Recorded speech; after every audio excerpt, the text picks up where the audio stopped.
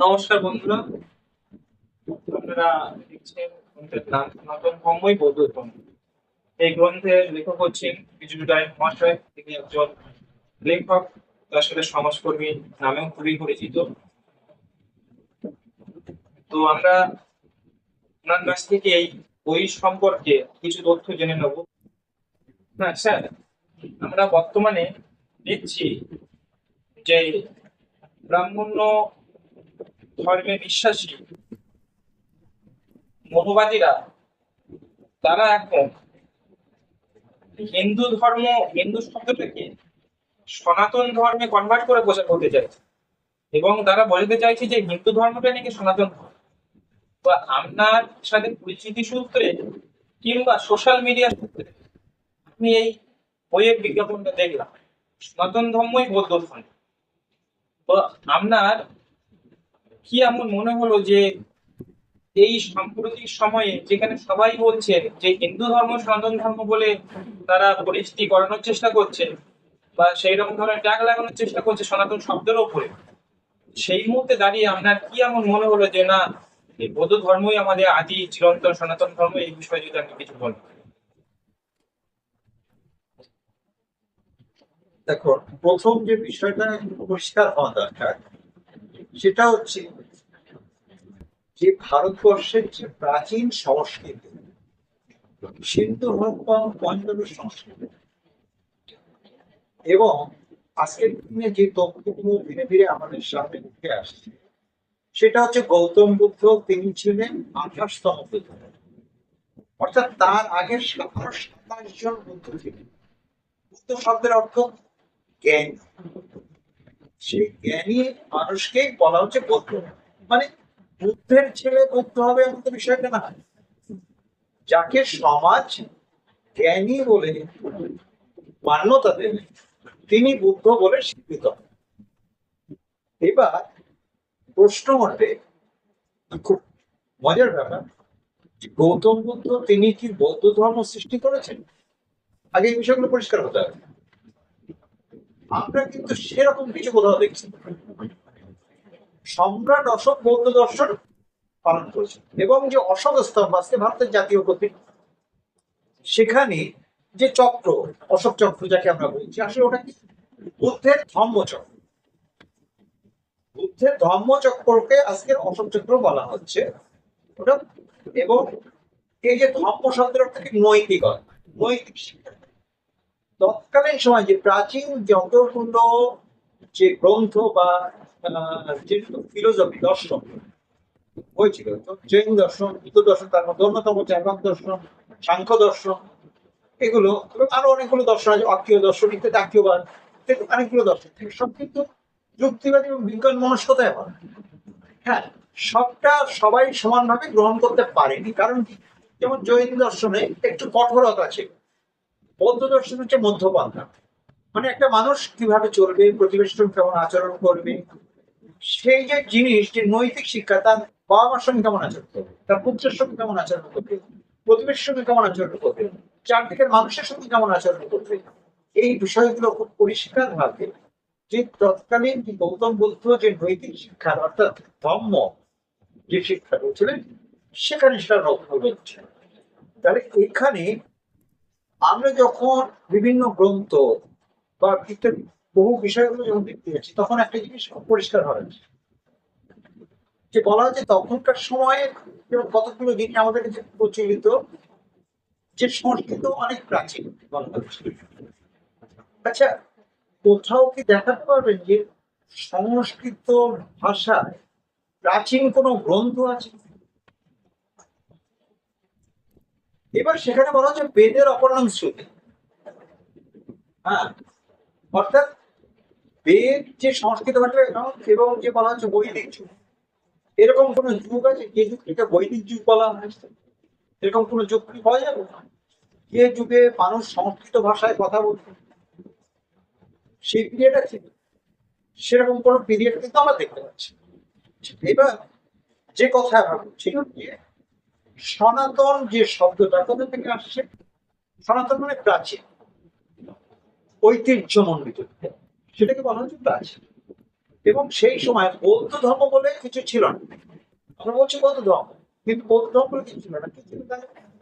এবার যখন প্রাচীন আমাদের ভারতবর্ষের যে প্রাচীন ভাষাগুলো দেখতে পাচ্ছি, যেখানে 64টা ভাষা দেখা যাচ্ছে, এবং তার মধ্যে তামিল, তেলেগু ইত্যাদি এইসব ভাষাগুলো রয়েছে, যে চীনের থেকে আমরা এই ভাষাগুলো আসছে, পালি, প্রাকৃত, ব্রাহ্মী লিপি এবং পালি প্রাকৃত, আমাদের যে প্রাচীন ভাষা, মানে সিন্ধু লিপির পরবর্তীতে যে ভাষাগুলো এসেছে, 64টা যে ভাষার তথ্য আমরা পাচ্ছি, এবং এখানে এখানে এই বইয়ে সেই 64টা ভাষার কথা বলা আছে। সেখানে আমরা সংস্কৃত ভাষাকে সেখানে পাচ্ছি না, কারণ সংস্কৃত লিপিকে পাচ্ছি না কেন? সংস্কৃত যদি প্রাচীন হয়ে থাকে, তার 64টা লিপির মধ্যে সংস্কৃত লিপি নেই, এটা কি করে হয়? আচ্ছা, এবার আসছি যে পালি ভাষা, পালি, প্রাকৃত, খরস্টি, আর্মিয়া, এই যে ভাষাগুলো প্রাচীন ভাষার মধ্যে অন্যতম। তাহলে এইবার তখন বুদ্ধের যে সবচেয়ে সর্বকালীন সর্বশ্রেষ্ঠ গ্রন্থ, সেই গ্রন্থের নাম ধম্মপদ। ধম্মপদটা কি? নৈতিক শিক্ষার গ্রন্থ। এই নৈতিক শিক্ষার গ্রন্থ, সেটা বিবেকানন্দর সঙ্গে দেশের ভগিনী নিবেদিতা, নিবেদিতার সবচেয়ে প্রিয় গ্রন্থ ছিল ধম্মপদ। এবং যখন নিবেদিতা আচার্য জগদীশ চন্দ্র বোস, রবীন্দ্রনাথ ঠাকুর একসঙ্গে এক সপ্তাহে গিয়ে বোধগয়াতে কাটিয়ে এসেছে, নিবেদিতা তাদেরকে নিয়ে গেছিলেন, এবং রবীন্দ্রনাথ ঠাকুর বাড়িতে ফিরে এসে তার ছেলে রথীন্দ্রনাথ ঠাকুরকে বলেছিলেন যে তুমি ধম্মপদ পড়ো। ভগিনী নিবেদিতা দার্জিলিং এ তার মৃত্যু শয্যায় এই ধম্মপদ শুনতেন, এবং এই ধম্মপদ পড়ে কে শোনাতেন? বিজ্ঞানী জগদীশ চন্দ্র বসু এবং তার স্ত্রী অবলা বসু। এইবার এই ধম্মপদ, ডক্টর প্রবোধ চন্দ্র সেন বলছেন সর্বশ্রেষ্ঠ গ্রন্থ হচ্ছেন ধম্মপদ, বিশ্বের সর্বশ্রেষ্ঠ নৈতিক শিক্ষার গ্রন্থ হচ্ছে ধম্মপদ। ঠিক আছে? ধম্মপদে যে 26টা বক্ত আছে, তার মধ্যে প্রথম যে বক্ত, প্রথম অধ্যায়ের 5ম শ্লোক কি বলছে? বলছে নাহি বেরেনো বেরানি সম্বন্ধিত কুদাচন অবেরণ চ সম্পত্তি এসো ধম্ম সনাতন। পালি ভাষা। তার বাংলা বলে কি দাঁড়ায়? শত্রুতা দ্বারা কখনো শত্রুতা দমন করা যায় না, অক্রোধ দ্বারা ইহা দমন করা যায়, ইহাই সনাতন ধর্ম। তাহলে কি দাঁড়ালো বিষয়টা? ধম্মপদ বুদ্ধের মুখনিসৃত বাণী, মানুষের নৈতিক শিক্ষার গ্রন্থ। সেখানে প্রথম অধ্যায়ের 5ম শ্লোকে পরিষ্কার বলা হচ্ছে যে শত্রুতা দ্বারা শত্রুতা দমন করা যায় না, মিত্রতা দ্বারাই শত্রুতা দমন করা যায়, আর ইহাই সনাতন ধর্ম। তাহলে সনাতন ধর্ম, যেটা আজকে আমরা বৌদ্ধ ধর্ম বলছি, এটা তো সনাতন ধর্ম খুব পরিষ্কার ভাষায় প্রাচীন গ্রন্থে পালি ভাষাতেই লেখা আছে। আমার অন্য কোনো উদাহরণের কি দরকার আছে এখানে? যে সনাতন এবং পরবর্তীতে এই বৌদ্ধ দর্শনটাই, সেটা মানে সনাতন যে বলছি আমরা, প্রাচীন যে দর্শন, সেটাতে যেহেতু বুদ্ধের প্রচার ব্যাপক আকারে হয়েছে, সেটাকে বৌদ্ধ ধর্ম বলে বলা হচ্ছে, এবং সেটাকে অনেকগুলো ভাগে ভাগ করা হয়েছে। মহাযান, বজ্রযান, চক্রযান, ক্ষুরযান, সহজযান, কালচক্রযান, অনেক রকম ভাগে ভাগ করা হয়েছে, বিভক্ত করা হয়েছে। ডিভাইড এন্ড রুল যে পলিসি, সেটা খেলা হচ্ছে এখানে, এবং তার মধ্যে অনেক দেবী ঢোকানো হয়েছে, অনেক পূজা আছে ঢোকানো হয়েছে, যেটা বুদ্ধের দর্শন নেই। বুদ্ধের দর্শনে মূলত পঞ্চশীল। পঞ্চশীলটা কি? পঞ্চশীল মানে প্রত্যেকটা মানুষ পালন করবে, গৃহীরা পালন করবে। অষ্টশীল যারা শ্রমণ বা ভিক্ষু, তারা পালন করবে। দশশীল যারা অহরণ, যারা আরো উচ্চমান করবে, তারা দশশীল পালন করবে। আমার দরকার নেই, আমরা অষ্টশীল দশশীল দরকার নেই, পঞ্চশীলের কথাই বলি। পঞ্চশীল যদি আমার প্রত্যেকটা মানুষ পালন করে, পঞ্চশীলে কি আছে? অযথা হিংসা থেকে বিরত থাকা, চুরি বা অপহরণ থেকে বিরত থাকা, মিথ্যা থেকে বিরত থাকা, নেশা থেকে বিরত থাকা, ব্যভিচার বা অন্যের ক্ষতিকারক কাজ থেকে বিরত থাকা। আমরা যদি 5টা নীতি পালন করে যাই, তাহলে আমাদের অন্য কোনো কি ধর্ম, পূজা পাঠ ইত্যাদি পালন করা দরকার আছে? আমি যদি মানুষের কল্যাণে কাজ করবো, সে মানুষের ক্ষতিকরের কাজটা করবেন। আমি অযথা অন্যের সমালোচনা কেন করতে যাবো? আমি অন্যের সঙ্গে লড়াই করতে যাবো কেন? এটা তো পাশবিক। আমি হিংস্রতা, লড়াই, এগুলো মানুষের, তো এটা তো মানবিক গুণ না, এটা তো পাশবিক গুণ। কারণ এই পাশবিক গুণে তো আমি যাবো না। মানবিক গুণ এবং বুদ্ধের ধম্মপদ যে নৈতিক শিক্ষার গ্রন্থ, সেখানে কিন্তু মানবিকতার গুণগুলোকে এখানে রেখে দিয়েছে। তাহলে এটা বিশ্বের সর্বকালীন সর্বশ্রেষ্ঠ গ্রন্থ এবং এখানে পরিষ্কার ভাষায় যে এই সনাতন ধর্মের কথা পরিষ্কার ভাষায় বলা আছে। অর্থাৎ তাহলে আমরা এখান থেকে, আমি ছোট্ট করে বলছি যে এই যে শিক্ষাটা যদি গ্রহণ করা হয়, এটাই আমাদের প্রাচীন শিক্ষা এবং এটাই মানে সনাতনী যে শিক্ষা প্রাচীন শিক্ষার মধ্যে, এবং এটাই মূলত বৌদ্ধ ধর্মের গ্রন্থ। কিন্তু ধর্মপদের শিক্ষা থেকে আমরা এখান থেকে পাচ্ছি। হিন্দু শব্দ আমার এই বাংলায় 1206 সালের আগে হিন্দু, মুসলমান, খ্রিস্টান এই শব্দ কি বাংলায় ছিল? বাংলায় ছিল বৌদ্ধ এবং ব্রাহ্মণ্য ধর্ম, বৌদ্ধ ধর্ম এবং ব্রাহ্মণ ধর্ম। তারপরে বৌদ্ধ ধর্মের যে কথা বলা হচ্ছে, সেখানে যে সনাতন শিক্ষা সেই সময় যদি মহাযান, হীনযান, চক্রযান, কালচক্রের কথা করতে শুরু করেছে।